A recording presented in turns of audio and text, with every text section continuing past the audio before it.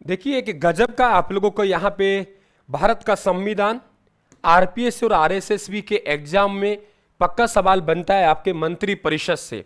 मैं राज्य मंत्री परिषद और संघीय मंत्री परिषद से रिलेटेड जितने भी अनुच्छेद हैं उनकी मैं बात कर रहा हूं और साथ में मंत्री परिषद और मंत्रिमंडल की बात करूंगा।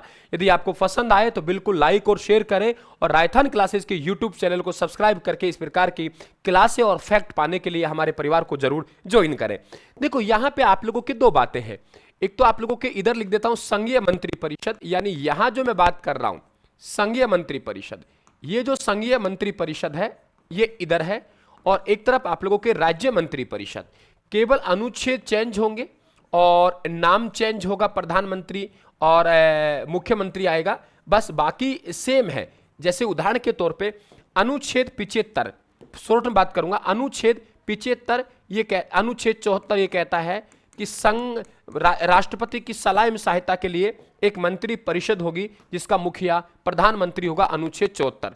अनुच्छेद 75 ये कहता है कि प्रधानमंत्री सहित मंत्री परिषद की नियुक्ति कैसे की जाएगी।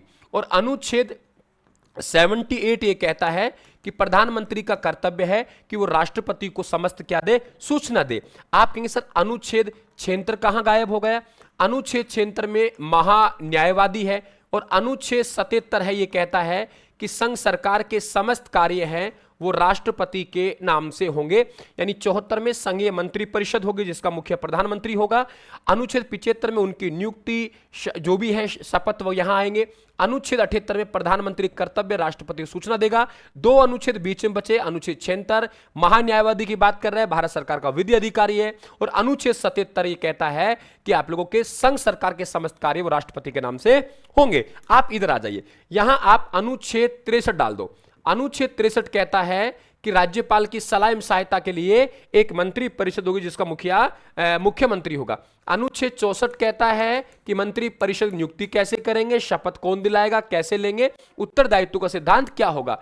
अनुच्छेद फिर 65 कहता है महाअधिवक्ता, वहां महान्यायवादी था यहां महाधिवक्ता।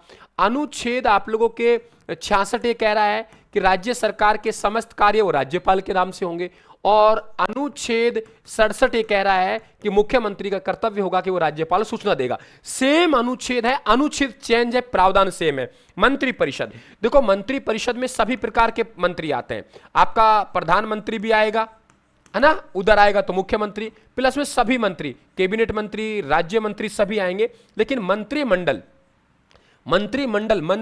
है, मंत्रिमंडल में केवल प्रधानमंत्री अगर संघीय है और राज्य है तो मुख्यमंत्री, और केवल कैबिनेट मंत्री। तो इसका मतलब ये मंत्री परिषद का उल्लेख भारतीय के मूल संविधान में था, लेकिन मंत्रिमंडल शब्द का उल्लेख मूल संविधान में नहीं था, क्योंकि इसे 44वें संविधान संशोधन द्वारा अनुच्छेद 352 में जोड़ा गया। मंत्रिमंडल शब्द है मूल संविधान में नहीं था, इसे अनुच्छेद 352 में 44वें संविधान संशोधन द्वारा जोड़ा गया। मंत्री परिषद है, सभी प्रकार के मंत्री होते हैं, आकार में बड़ा होता है, प्रधानमंत्री होता है, कैबिनेट मंत्री, राज्य मंत्री, उप मंत्री। मंत्रिमंडल का आकार छोटा होता है मंत्री परिषद बजाय, क्यों? क्योंकि इसमें केवल प्रधानमंत्री और यहां में केवल कैबिनेट मंत्री आते हैं। इसमें सभी प्रकार के आते हैं, इसमें कैबिनेट स्तर के मंत्री आते हैं।